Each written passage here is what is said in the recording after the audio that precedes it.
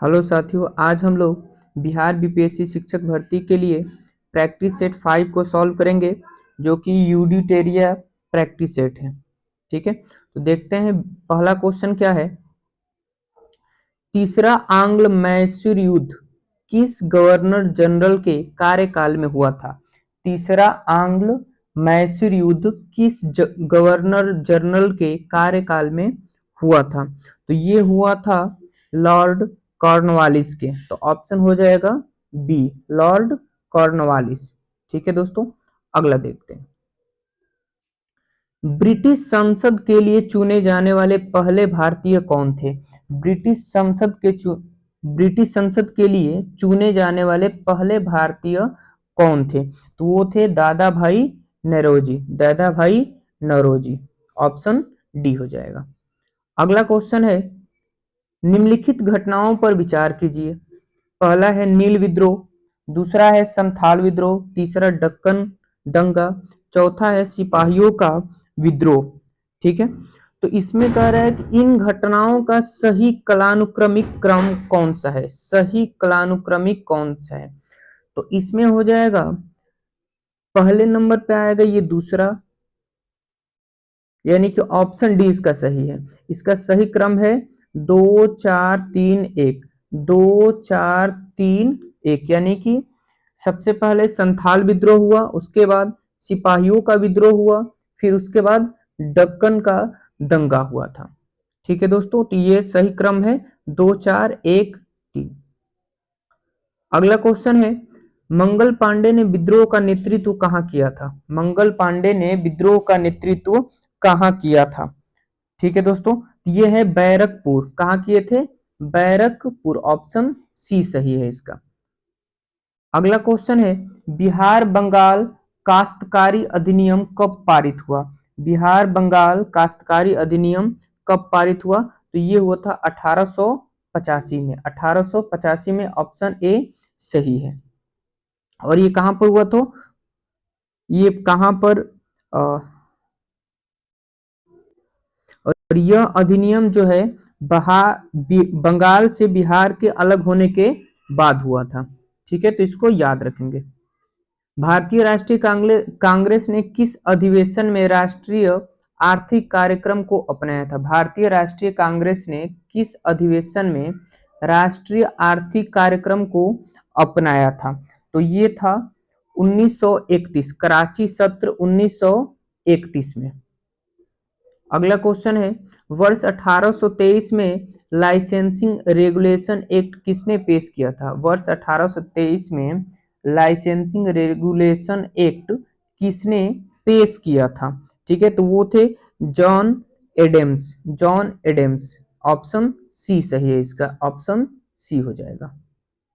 अगला क्वेश्चन है, निम्नलिखित में किसने नील दर्पण का अंग्रेजी में अनुवाद किया था? निम्नलिखित में किसने नील दर्पण का अंग्रेजी में अनुवाद किया था? तो वो थे मधुसूदन दत्त। मधुसूदन दत्त, ऑप्शन बी हो जाएगा। समाचार पत्र हिंदुस्तान टाइम्स के संपादक कौन थे? समाचार पत्र हिंदुस्तान टाइम्स के संपादक कौन थे? तो ये है के एम पड़वी पडिक्कर। के, ऑप्शन हो जाएगा इसका सी, के एम पडिक्कर। पुस्तकें राजयोग, कर्मयोग, ज्ञान योग और भक्ति योग किसके द्वारा लिखित गई है? पुस्तकें राजयोग, कर्मयोग, ज्ञान योग और भक्ति योग किसके द्वारा लिखी गई है? तो वो लिखी गई है स्वामी विवेकानंद के द्वारा। स्वामी विवेकानंद के द्वारा। क्वेश्चन नंबर 11 है, किसके नेतृत्व में ठगी प्रथा का दमन हुआ था? किसके नेतृत्व में ठगी प्रथा का दमन हुआ था? तो वो थे कर्नल स्लीमैन। ऑप्शन डी सही है, कर्नल स्लीमैन। भारत में स्थानीय स्वशासन का जनक किसे माना जाता है? भारत में स्थानीय स्वशासन का जनक किसे माना जाता है? तो वो है रिपन, ऑप्शन ए। निम्नलिखित में किसने 1904 के भारतीय विश्वविद्यालय अधिनियम को प्रगतिगामी उपाय बताया है? प्रगतिगामी उपाय किसने बताया था? तो ये क्वेश्चन है 1904 के भारतीय विश्वविद्यालय में। तो इसका आंसर हो जाएगा Gopal Krishna Gokhale, option A. Congress socialist party 1934 के गठन के दौरान भारत का वायसराय कौन था? भारत का वायसराय कौन था? तो Lord Willingdon, Lord Willingdon, option D सही है। हम ब्रिटेन के बर्बादी से अपनी स्वतंत्रता नहीं चाहते हैं, किसने कहा है? हम ब्रिटेन की बर्बादी से अपनी स्वतंत्रता नहीं चाहते हैं, यह किसने कहा है? तो महात्मा गांधी ने, ऑप्शन बी सही है। दांडी मार्च के दौरान रघुपति राघव राजाराम गीत किस प्रसिद्ध संगीतकार द्वारा गाया गया था? दांडी मार्च के दौरान रघुपति राघव राजाराम किस प्रसिद्ध संगीतकार द्वारा गाया गया था? तो ये थे दिगंबर विष्णु पलुस्कर, ऑप्शन ए सही है, दिगंबर विष्णु पलुस्कर। गांधी जी की अनुपस्थिति में भारत छोड़ो आंदोलन का नेतृत्व किसके द्वारा किया गया था? गांधी जी की अनुपस्थिति में भारत छोड़ो आंदोलन का नेतृत्व किसके नेतृत्व में किया गया था? तो इसका ऑप्शन हो जाएगा अरोड़ा आसफ अली, ऑप्शन सी है, अरोड़ा आसफ अली। निम्नलिखित में किसने अपने शासनकाल के दौरान एक नया कैलेंडर, एक नई प्रणाली या सिक्का और नए पैमाने का वजन एवं माप की शुरुआत की थी? तो वो थे टीपू सुल्तान, टीपू सुल्तान, ऑप्शन ए सही है। निम्नलिखित में से किस आंदोलन के दौरान गांधी जी ने एक वर्ष में स्वराज का वादा किया था? एक वर्ष में स्वराज का वादा किया था। तो ये ऑप्शन चूज करिए दोस्तों, क्या हो जाएगा? 19 का असहयोग आंदोलन के दौरान। ये बहुत इंपॉर्टेंट क्वेश्चन है, असहयोग आंदोलन के दौरान, ऑप्शन ए। अगला क्वेश्चन हम लोग देखते हैं, क्वेश्चन नंबर 20। क्लीमेंट एटली की घोषणा के अनुसार भारत में ब्रिटिश शासन की समाप्ति किस तिथि तक होनी थी? किस तिथि तक होनी थी? तो वो है 30 जून 1948, 30 जून 1948, ऑप्शन डी सही है। कैबिनेट मिशन भारत आया था, कैबिनेट मिशन भारत आया था, तो ये आया था मार्च 1946, मार्च 1946 में। निम्नलिखित में कौन सा सिंधु घाटी सभ्यता के बारे में सही है? निम्नलिखित में कौन सा सिंधु घाटी सभ्यता के बारे में सही है? तो इसका आंसर हो जाएगा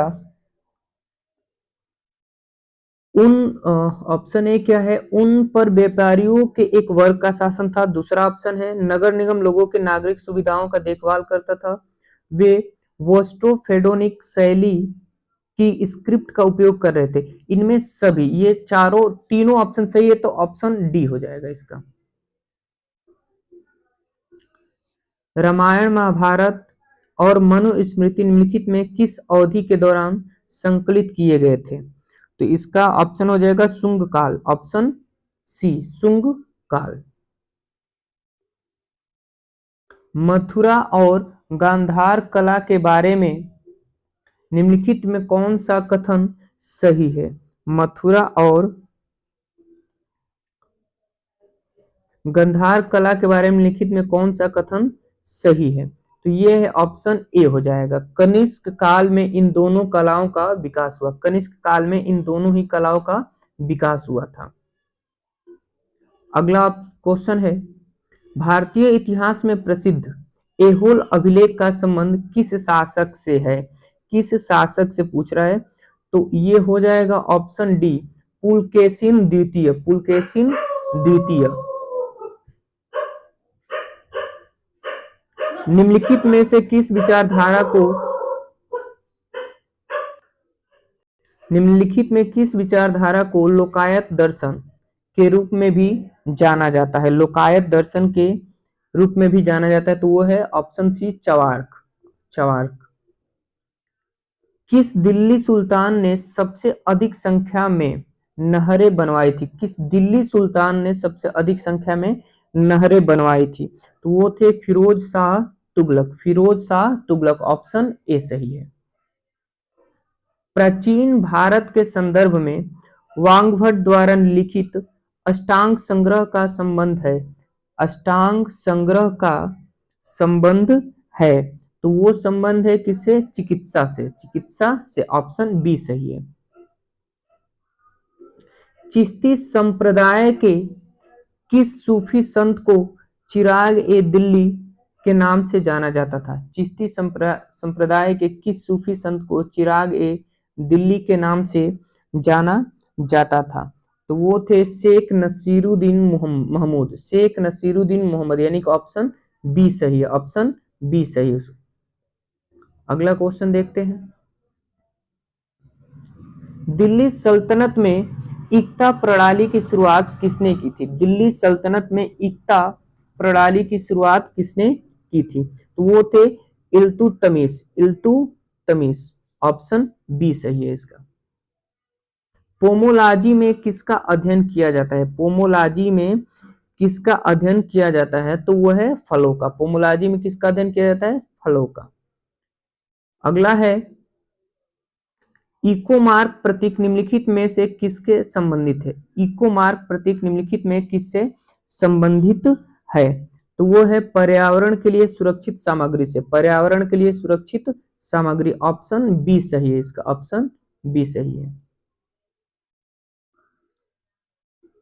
एक अनवीनीकृत ऊर्जा का स्रोत है। एक अनवीनीकृत ऊर्जा का स्रोत है, तो वो है पेट्रोलियम। वो है पेट्रोलियम, ऑप्शन बी। वर्ष 2011 के जनगणना के अनुसार 0 से 6 वर्ष आयु वर्ग में बाल लिंगानुपात बिहार के किस जिले में सबसे कम था? पूछा जा रहा है सबसे कम, तो वो था वैशाली। वैशाली में लिंगानुपात सबसे कम था। निम्नलिखित में कौन सा सही सुमेलित नहीं है? निम्नलिखित में कौन सा सही सुमेलित नहीं है?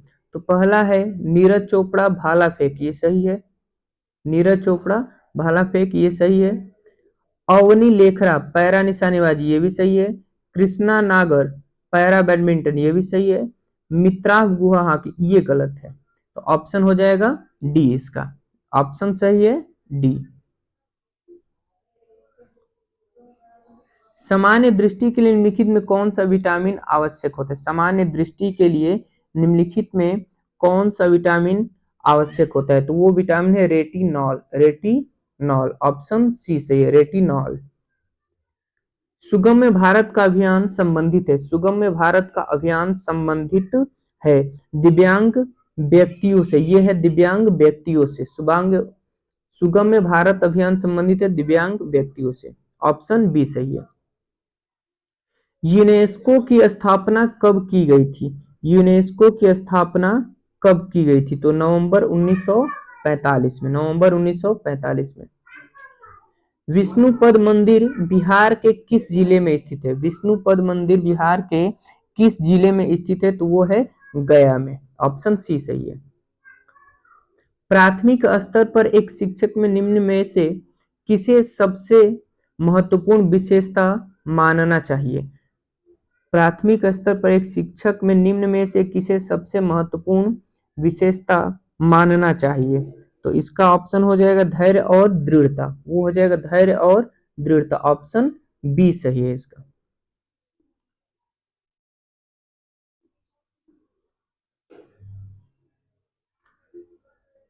अगला क्वेश्चन है, किस केंद्रीय मंत्रालय द्वारा स्वर धरोहर उत्सव का आयोजन किया गया? किस केंद्रीय मंत्री द्वारा, किस केंद्रीय मंत्रालय द्वारा स्वर धरोहर, ये हो जाएगा ऑप्शन सी सही है इसका, संस्कृति मंत्रालय द्वारा। संस्कृति मंत्रालय द्वारा।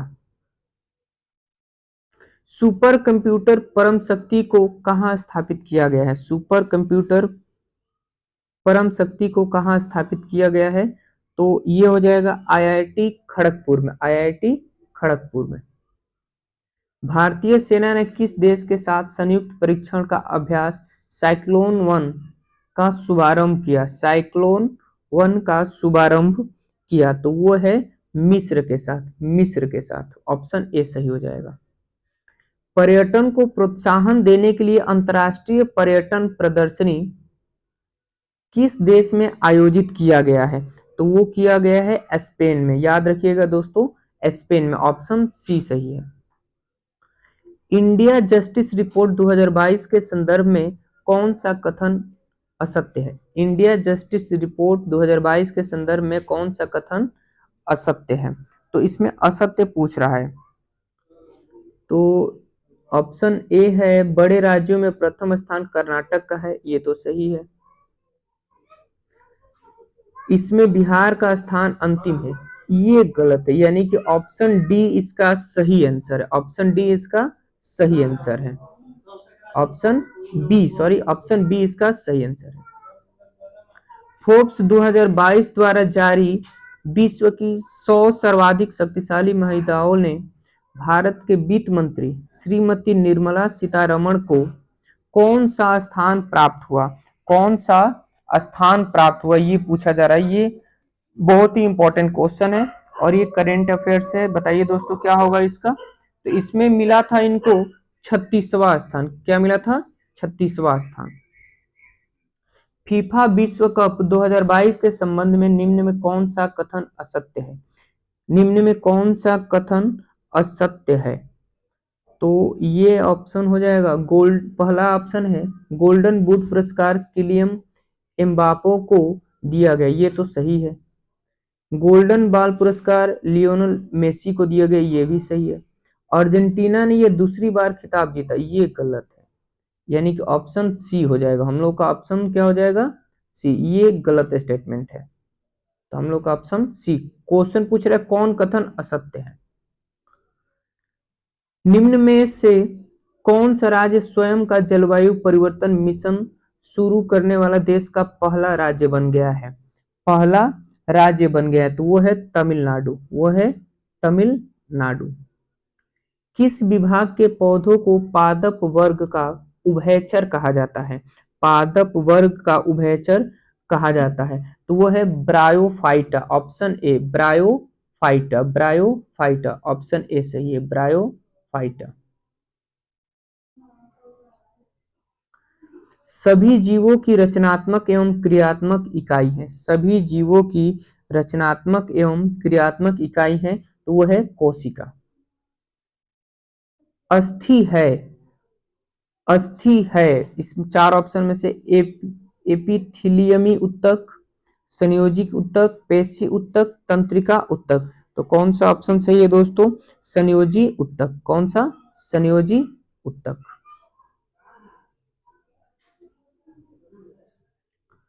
अगला क्वेश्चन है 52। पीत का निर्माण होता है, पीत का निर्माण होता है, तो पीत का निर्माण होता है यकृत में। पीत का निर्माण होता है यकृत में। मनुष्य का हृदय किस झिल्ली द्वारा घिरा होता है? मनुष्य का हृदय किस झिल्ली द्वारा घिरा होता है? तो वो है option A pericardium. Pericardium. Resin किस पौधे का रेजिन किस पौधे का उत्सर्जी पदार्थ है? रेजिन किस पौधे का उत्सर्जी पदार्थ है? तो वो है चीड़। वो है चीड़। ऑप्शन सी सही है। निम्न में से मास्टर ग्रंथि कहा जाता है? मास्टर ग्रंथि किसे कहा जाता है? तो ये है पिट्यूटरी ग्रंथि को मास्टर ग्रंथि भी कहा जाता है। पक्षी तथा चमगादड़ के पंख किस अंग के उदाहरण है? पक्षी तथा चमगादड़ के पंख किस अंग के उदाहरण है? तो वो है असमजात अंग। असमजात अंग। ऑप्शन बी सही है। क्वेश्चन नंबर 57 है, निम्न में से किस भौतिक राशि की इकाई में समय का 2 बार उपयोग होता है? समय का 2 बार उपयोग होता है, तो समय का 2 बार उपयोग होता है त्वरण में। बस के अचानक रुकने से बस में बैठे यात्रियों का शरीर आगे की ओर झुक जाता है, इसका कारण है, तो इसका कारण है गति का जड़त्व। ऑप्शन बी सही है। प्रत्यावर्ती धारा को दिष्ट धारा में परिवर्तन करने की युक्ति को कहते हैं? प्रत्यावर्ती धारा को दिष्ट धारा में परिवर्तित करने की युक्ति को कहते हैं रेक्टिफायर। रेक्टिफायर। ऑप्शन बी सही है। यदि किसी गतिमान वस्तु के वेग को दुगना कर दिया जाए तो उसकी गतिज ऊर्जा पर क्या प्रभाव पड़ेगा? तो उसकी गतिज ऊर्जा पर क्या प्रभाव पड़ेगा, यानी कि गतिज ऊर्जा जो है उसकी चौगुनी हो जाएगी। उसकी गतिज ऊर्जा चौगुनी हो जाएगी। वे वस्तुएं जो प्रकाश उत्सर्जित करती है वो कहलाती है, वे वस्तुएं जो प्रकाश उत्सर्जित करती है वो कहलाती है प्रतिदीप प्रदीप्त। ऑप्शन ए, वो है ऑप्शन ए प्रदीप्त। उत्तल लेंस की क्षमता होती है, उत्तल लेंस की क्षमता क्या होती है, तो वो होती है धनात्मक, उत्तल लेंस की क्षमता धनात्मक होती है।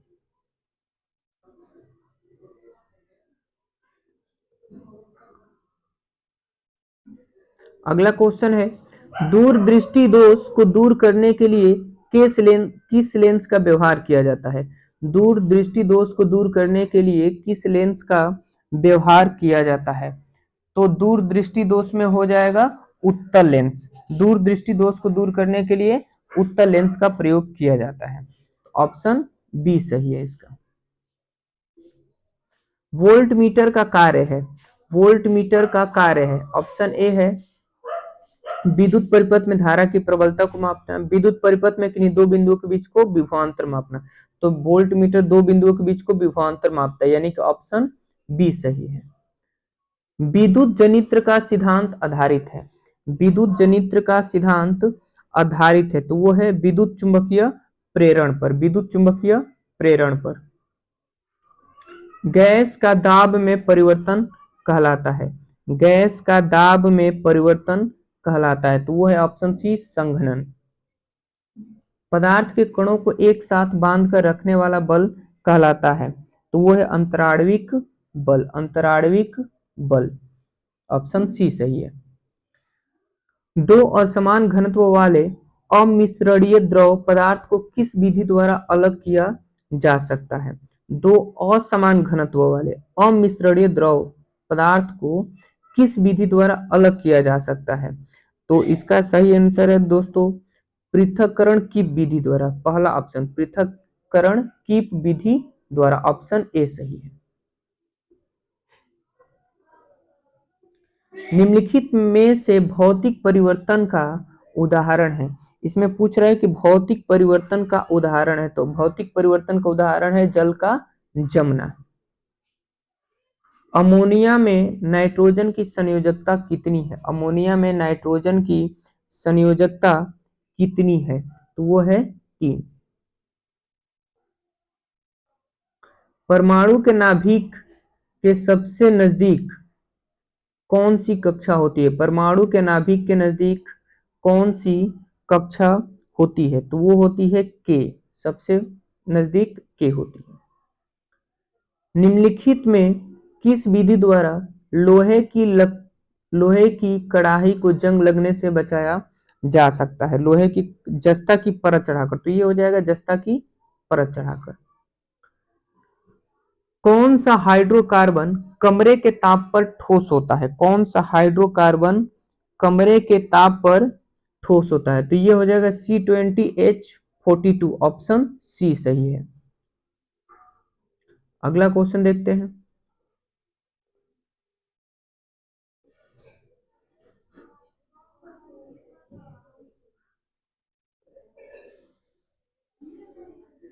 अगला क्वेश्चन है दोस्तों ये, हाँ, क्वेश्चन नंबर 74। संविधान सभा के मूल अधिकारों, अल्पसंख्यकों एवं जनजातियों तथा बहिष्कृत क्षेत्रों के लिए परामर्शदाता समिति के अध्यक्ष थे, तो वो थे सरदार पटेल, सरदार पटेल, ऑप्शन सी सही है। उच्चतम न्यायालय के सेवानिवृत्त न्यायाधीशों के लिए कहां पर वकालत करने की मनाही है, उच्चतम न्यायालय के सेवानिवृत्त न्यायाधीशों के लिए कहां पर वकालत करने की मनाही है, तो भारत के किसी भी न्यायालय में, भारत के किसी भी न्यायालय में उन्हें वकालत करने की मनाही है। राज्य की वास्तविक कार्यपालिका शक्तियों का प्रयोग किसके द्वारा किया जाता है, राज्य की वास्तविक कार्यपालिका शक्तियों का प्रयोग किसके द्वारा किया जाता है, तो वो है मुख्यमंत्री द्वारा, मुख्यमंत्री द्वारा। निम्नलिखित में कौन सा विषय राज्य सूची के अंतर्गत आता है, निम्नलिखित में कौन सा विषय राज्य सूची के अंतर्गत आता है, तो राज्य सूची के अंतर्गत आता है, कौन सा हो जाएगा, कृषि, ऑप्शन ए, ऑप्शन ए कृषि आता है। अल्पसंख्यकों के लिए किस वर्ष राष्ट्रीय आयोग बनाया गया था? अल्पसंख्यकों के लिए किस वर्ष राष्ट्रीय आयोग बनाया गया था? 1992 में। ऑप्शन डी सही है, 1992 में। संयुक्त राष्ट्र सुरक्षा परिषद के अस्थायी सदस्यों का कार्यकाल कितने वर्ष तक होता है? संयुक्त राष्ट्र सुरक्षा परिषद के अस्थायी सदस्यों का तो वो होता है 2 वर्ष। कितना होता है? 2 वर्ष। राज्य के अधीन क्या है? राज्य के अधीन क्या है? तो इसका ऑप्शन है आंतरिक एवं बाह्य दोनों संप्रभुता। तो ऑप्शन सी हो जाएगा, आंतरिक एवं बाह्य दोनों संप्रभुता। भारतीय संविधान में मताधिकार से क्या अभिप्राय है? भारतीय संविधान में मताधिकार से क्या अभिप्राय है? तो वो है वोट देने का अधिकार, वोट देने का अधिकार। नगर पालिका में महिलाओं के लिए कितनी सीटें आरक्षित होती है? नगर पालिका में महिलाओं के लिए कितनी सीटें आरक्षित होती है? तो वो है 1/3। ऑप्शन सी सही है। जो व्यक्ति किसी स्टेट में नहीं रहता वह या तो संत होता है या पशु। यह किसने कहा? ये किसने कहा था? तो ये अरस्तु ने कहा था।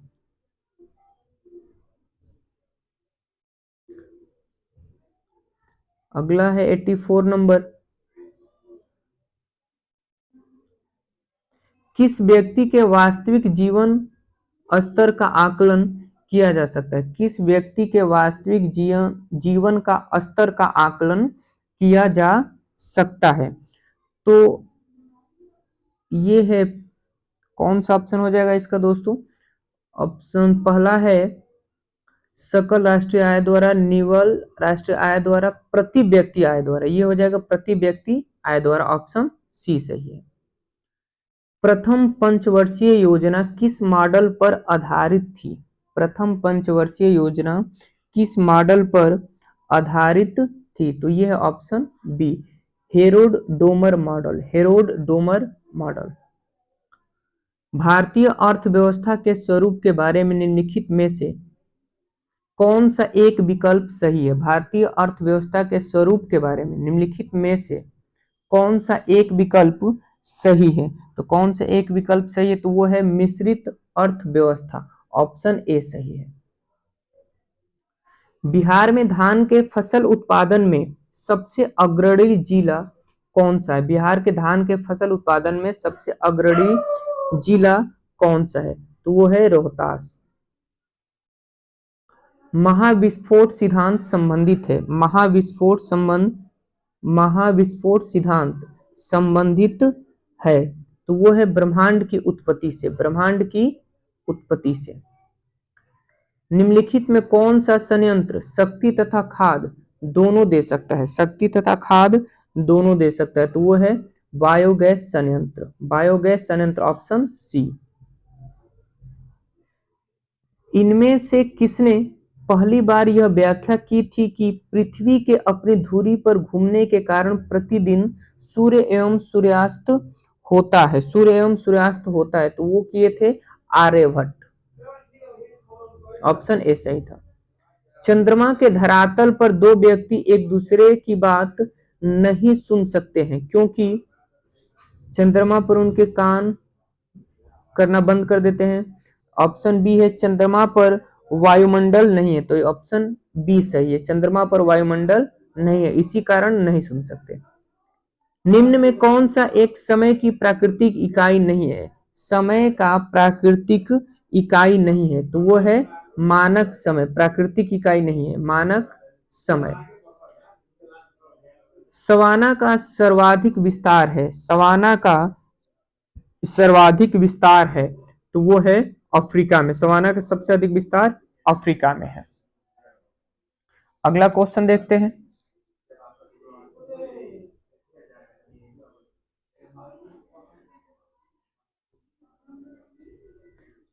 भौगोलिक क्षेत्र की दृष्टि से भारत में निम्न में जिलों में कौन सा सबसे बड़ा जिला है? भौगोलिक क्षेत्र की दृष्टि से भारत के निम्न जिलों में से कौन सा जिला सबसे बड़ा है? तो वो है कच्छ। ऑप्शन बी सही है, सबसे बड़ा जिला कच्छ है। निम्नलिखित में कौन सा भारत की सबसे बड़ी मीठे पानी का झील है? मीठे पानी का झील तो वो है वुलर झील, ऑप्शन बी सही है। किस राज्य सरकार ने जनसंख्या नियंत्रण करने हेतु एक नई जनसंख्या नीति की शुरुआत की है? एक नई जनसंख्या नीति की शुरुआत की है तो वो है उत्तर प्रदेश, वो है उत्तर प्रदेश, ऑप्शन डी सही है। अपने प्रदूषकों के कारण कौन सी नदी जैविक मरुस्थल कहलाती है? जैविक मरुस्थल कहलाती है तो वो है दामोदर, ऑप्शन सी। राष्ट्रीय पर्यावरण इंजीनियरिंग शोध संस्थान कहाँ स्थित है? राष्ट्रीय पर्यावरण इंजीनियरिंग शोध संस्थान कहाँ स्थित है? तो वो स्थित है नागपुर में, ऑप्शन ए सही है। किस बायोम में सबसे कम तापांतर पाया जाता है? किस बायोम में सबसे कम तापांतर पाया जाता है? तो वो है सदाबहार वर्षा वन बायोम, ऑप्शन डी सही है इसका। निम्नलिखित में कौन सा विश्व का सबसे बड़ा ग्लोबल कार्बन उत्सर्जक है? ग्लोबल कार्बन उत्सर्जक है तो वो है चीन। तो यहां तक हम लोग का क्वेश्चन था सामान्य अध्ययन का। अगले वीडियो में हम लोग अगले सेट को कंप्लीट करेंगे।